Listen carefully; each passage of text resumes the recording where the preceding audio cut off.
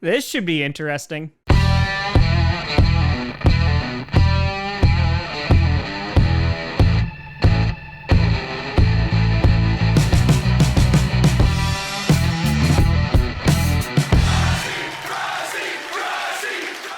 Grossi Posse Packer Nation. Welcome to an episode of Packcast, a podcast where you don't have to do Packers fan, but it sure does help. I'm your host, Tom. It is a lot more echoey in here because since I recorded the NFC predictions, now we're on AFC, and I have moved out a vast majority of things in this room.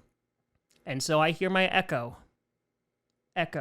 Grossi. And today, we are going to be breaking down and predicting the floor and ceiling for each team in the AFC North. Now, before we get to this season, let's talk about what some of these teams have done in the offseason and last season and try to predict what the hell is going to go on this year. Because the AFC North is always an interesting place. You have the Baltimore Ravens, who are just every year, they are favored potentially to win the Super Bowl. They're always going to do well within their division. The playoffs happen, and then, things usually fall apart. The Bengals, they've had an offseason that has been very interesting. The Cleveland Browns are the Cleveland Browns. No further explanation needed. And then you got the Pittsburgh Steelers, the team that is constantly winning just enough games to break their fans' hearts as they live in mediocrity. And so this season should be pretty darn interesting because I think you're going to have at least two contenders coming from this division. And depending on what the Steelers do, we'll see how early in the wild card they actually get eliminated. And again, Cleveland Browns, may God have mercy on your soul. Starting off with the Baltimore Ravens. Last year, I predicted that the Ravens would have a 9-8 floor and a 12-5 season, and their actual record was 12-5. Listen, they have had one hell of an offseason, and they've also had an insane run. Lamar Jackson is one of the best quarterbacks in football. Derrick Henry had a phenomenal year last season, and ultimately, this is going to be another team that's going to be contending for a championship. I know for Baltimore Ravens fans, it's so frustrating because where is the chip, right? All of this leads to winning and hoisting a Lombardi. But unfortunately, they have not been able even to get to the big dance with Lamar Jackson. And that is not entirely his fault. And that's why this offseason, the Ravens just continually are adding to that defense. It's time for one of our favorite games on the show called What If It Was Purple?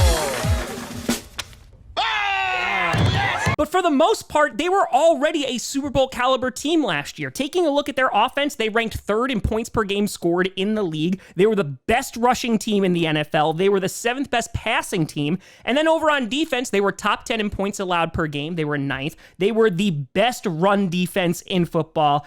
And then their secondary, their passing defense was ranked 31st, which wasn't great. Now, that being said, in the beginning of the season, they really weren't good, and they got a little bit better as the season went along. This is why they added guys like Jair Alexander, for example. They also added DeAndre Hopkins on the other side of the ball because I don't know why they added DeAndre Hopkins. They've needed receivers, but I just don't know if DeAndre Hopkins is going to be the answer there. But the point is that regardless of what the Ravens are doing this offseason, they are always going to be contenders because of Lamar Jackson, because of the roster that they have constructed. I mean, hell, in the draft, they added yet another great safety to go along with their already amazing safety. They added Mike Green, which, he's got some history, to put it lightly. However, as a player, right, as an edge rusher, he could be very productive and solve their potential pass rushing woes. And taking a look at this upcoming season, they are going to need to be at their best because they do not have an easy schedule. Besides their divisional opponents, which is always a bloodbath within the AFC North, at home, they got to play the Lions, the Texans, the Rams, which are all going to be, I think, pretty tough games.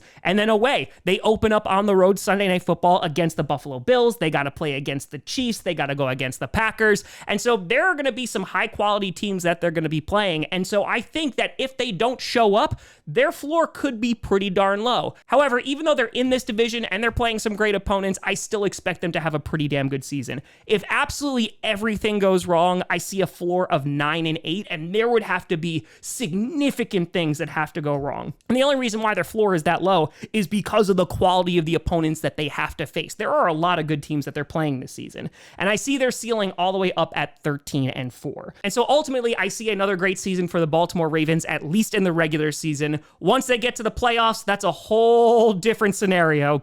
And if you're a Ravens fan, you're just hoping that the additions that you made will finally get you over the hump.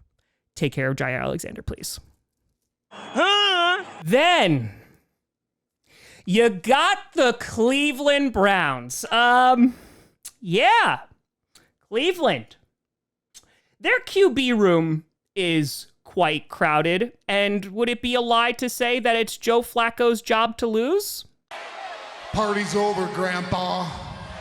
It's not great, but at least you have competition. The Cleveland Browns have been going through it for a while, and there's been no one who is going through it more than their actual fan base because of the decisions of their ownership and front office that just constantly shoot themselves in the foot over and over and over again. The Deshaun Watson trade fell flat on his face. He's not even going to be healthy enough to start the season. And ultimately, that has just been a disaster, not only from a PR standpoint, but also from a football playing standpoint. He has not lived up to any of that hype whatsoever. And so now, while they are in this pit, they are attempting to dig up. Last year, I had them with an 8-9 floor and an 11-6 ceiling. I thought that maybe their defense would be good enough to at least carry them to some wins. And if Deshaun Watson was anywhere near an average or above average quarterback, I think they had the roster to win. Unfortunately, that did not happen for the Cleveland Browns as they went 3-14. So woof. I didn't think I had very high expectations, but they failed to even meet that. Last year, taking a look at their offense, it was ugly. And now, granted, they dealt with a lot of injuries. Nick Chubb, who I love to death, unfortunately, he is injured as well, and now he's no longer on the team. But their offense, they ranked dead last. 32nd in points per game scored. They ranked 29th in rushing and 22nd in passing. So their offense, not very good, except that one time against the Broncos on that primetime game. Then it was pretty good. Their defense, not much better. In points per game allowed, 27th. In rushing defense, 21st. And in passing defense, they were ranked 12th. So at least they're approaching the top 10. Their secondary has always been pretty good. They've got some great ballers back there. But ultimately, things have to change for the Cleveland Browns. And first, they got to find a freaking quarterback. And they attempted to do so. During this offseason, while they did get additional help from guys like Tevin Jenkins, who I really thought was going to work out better than he has in this league, they drafted multiple quarterbacks in Dylan Gabriel. They went and got Shadur Sanders. I also really like the fact that they got Mason Graham. They extended Myles Garrett. And so ultimately, they are still trying to stick with what works and paying Myles Garrett, who is still a very good player, and he got paid a ton of money. But if they are going to go anywhere, I think Myles Garrett has to be on the team. The biggest problem, though, is on the other side of the football. Who is going to be the quarterback there? Joe Flacco is a stopgap at best. We don't know what's going on with Shadur Sanders. We don't know what's going on with Dylan Gabriel. And so I think that this is going to be a season of just trying to figure this out. And looking at their schedule, it might be a trial by fire. They're going against not only their own division, but they're going up against the Packers at home, the 49ers, the Bills, and then away, while they do have to contend with their division mates, they don't have the worst schedule except against the Lions. But I think they can beat a team like the Patriots, the Jets. We'll see how good the Bears are this year. So there's at least a little bit of hope here for the Cleveland Browns and their away schedule, but their home schedule does not look good whatsoever. And ultimately, if they find a quarterback this season, regardless if they are on the roster or not, they at least will have an answer, right? And that means either they're going to have to go and draft somebody again, or maybe Dylan Gabriel or Shadur Sanders is going to bring them to the promised land. And at this point, I think the promised land is just mediocrity. And so while I don't think the Cleveland Browns are going to have a great season this year, I think because of their flexible away schedule, I have them having a floor of 5-12. I think they can at least win 5 games, and I have them having a ceiling of 9-8. So yes, I don't think it's going to be the best season. Maybe we'll all be surprised because they find their quarterback. But until then, peace be with you, Browns fans. Peace be with you. Then you got the kitty goes meow Cincinnati Bengals. The Bengals. I remember the 21st night of September. But besides that, I remember the Bengals division prediction because I had them with a floor of 6-11. And I got a lot of crap for that. I had them having a ceiling of 10-7, and their actual record was 9-8. But I remember there was a lot of people going, oh no, we're going to be really, really good. And I wanted to believe. And unfortunately, slow starts once again doomed the Bengals, and they did not make the postseason. That and a not so good defense. But the good news is that Trey Hendrickson is at least reporting to camp. No, there's not a deal done or anything crazy like that. Because while I'm sure Trey Hendrickson was not happy about sitting home and losing money, at some point, it's not even about that anymore. It's not about money.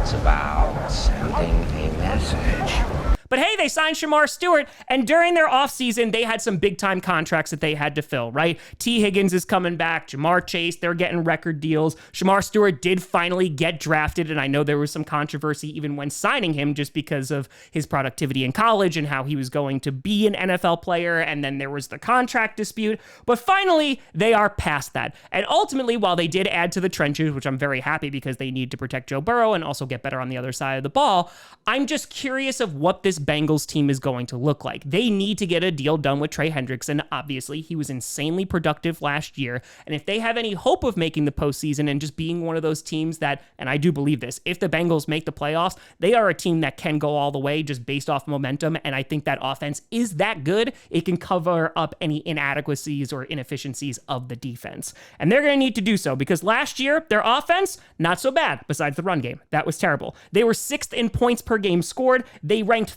30th in their rushing attack, which definitely needs to get better. Similar to how the Bills were a few years ago. They had a really good season last year because they finally had a balanced attack, but they were the best passing offense in the NFL. And so they have all this firepower. They just need to be able to, I don't know, stop the other team from scoring. And taking a look at their defense, they ranked 23rd in points allowed per game. They were 19th in run defense and 21st in pass defense. So not very good. Was it absolutely abysmal? No. But even worse, it's mediocre. And so while they did fire their defensive coordinator, again, I don't know if they've done enough on that side of the ball to give me a ton of confidence. I just really believe in their offense. And taking a look at their home schedule, again, they're in the AFC North, but they don't have the worst home schedule. The Lions stand out at being a really, really tough game. And looking away, they're going to have to go against the Broncos. It's always a little tough to play in Mile High. They're going to have to go against the Packers and, of course, the Bills. So there will be some contenders they're going to have to face off with and just surviving the AFC North. However, I think the Bengals can do that because their offense is that good and Joe Burrow is that good. However, they need to get him some help, not only in just protection, which they did in the draft, and hopefully that sticks, but they also need to give him a ground game as well, and also an opposing side of the football. Hey, maybe TJ Slayton will be great for the Cincinnati Bengals. He's a former Green Bay Packer. I always really liked Slayton, and I hope he does well because you're going to need him to. And so ultimately, where I have the Cincinnati Bengals, I have them with a floor of 9-8. I don't think that their home schedule is too bad, and I think they are talented enough to overcome their inefficiencies, like I said before, and I have a ceiling of around 11-6. Now, if their defense is really, really bad, then this might fall apart. I don't know how much worse it's going to be from last year, and they showed, especially later in the season, that they can still win despite their defense. We'll see if they could do it this year, but this time, have a better outcome and make the playoffs. And then you got the Pittsburgh Steelers. The Steelers, last year, I predicted a floor of 7-10 and a ceiling of 9-8, and they surpassed my expectations, going 10-7 and once again getting eliminated in the wild card round. And they have been a busy team in this offseason. Very uncharacteristically so. They went and traded for DK Metcalf, they got Jalen Ramsey, and on top of that, they went and got good old Aaron Rodgers. And I do think, right, if we're just being real here, I understand the plight of Steelers fans.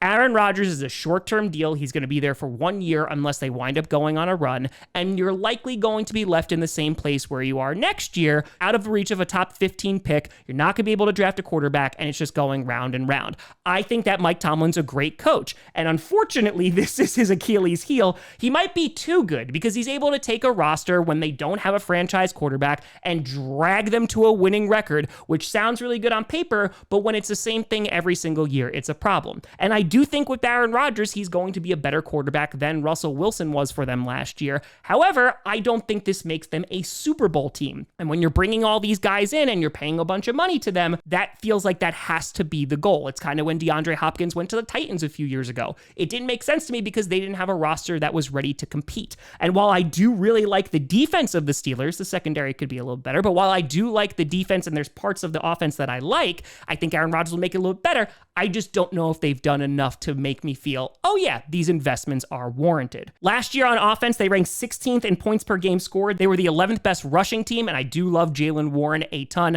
I know Najee Harris is not there anymore, which I don't think is going to make a huge difference for the Steelers. However, they were 27th in passing offense. That should improve, and I do think that that number is going to get better with Aaron Rodgers as long as they're able to protect him.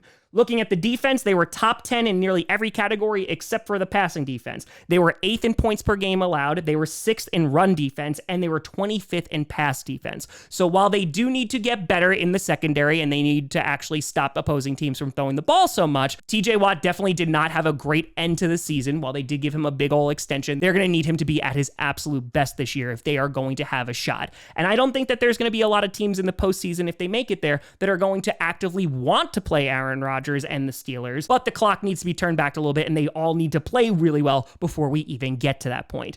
And while they don't have to go through the gauntlet like they did last year, their schedule is still not the best. They have to go up against teams like the Seahawks, the Packers, the Bills at home, and of course their division rivals. And then away, looking at the Chargers and the Lions, besides the Ravens and Bengals, who I think are really going to give them a hard time, I think the rest of their schedule is pretty winnable, and I don't think it's the absolute worst. And so because of that, I have their floor the same as I did last year at 7-10, and I have a ceiling of 10-7. I think the vast majority of us agreed that their ceiling is right around 9-8. I know that's the meme, but I think it's probably around 10 wins. They could have potentially even edge out 11 wins, but that means that things are firing on all cylinders and this offense is really humming along. But I do believe in Mike Tomlin. I think they should be able to get enough out of Aaron Rodgers, and then from there, we'll kind of see how good they're going to be. I mean, Arthur Smith did get Jonnu Smith, so with him, all things are possible. But then again, those Steelers throwbacks, they were something.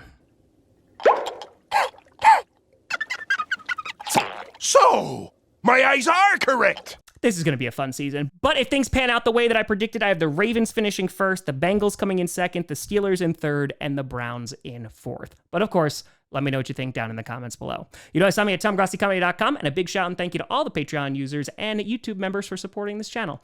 Thank you so much for watching. I'm Tom Grossi. And as always, go Pack Go.